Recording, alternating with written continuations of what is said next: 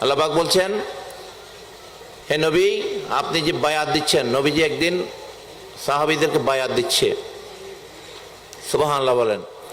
তারা মুসলমান হয়েছে, আগে কলমা পড়েছে, তারপরও নবী বায়াত মানে শপথ। বায়াত মানে কি? তুমি এভাবে চলবা, এইভাবে চলবা, এইভাবে চলবা না, এইভাবে থাকবা, এইভাবে করবা, এইভাবে করবা। ইসলামের যে দিক নির্দেশনা, নিয়ম কানুন মোতাবেক তোমাকে একটা শপথ করানো, সুবহানাল্লাহ বলেন। এটা বিক্রি হয়ে যাওয়া,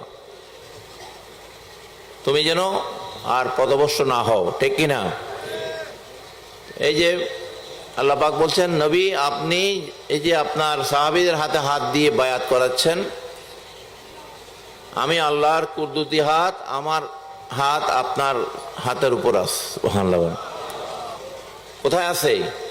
আমার নবীর হাতের উপরে কুদরতি হাত, আল্লাহ পাকের কুদরতি হাতও রয়েছে, সুবহানাল্লাহ বলেন। কোরআন থেকে কি এই আয়াতটা কি বাদ দেওয়া যাবে?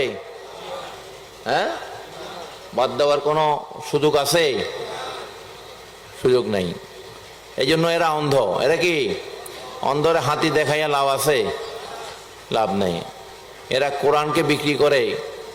এই জন্য হযরত কাবলা আহমদুল্লাহ মাইজভান্ডারী বলছেন, কতগুলা কাঠমোল্লা আছে যারা কালামুল্লাহ বেচিয়া খায়, কালামুল্লাহ বেচিয়া কলা মুড়ি খায়।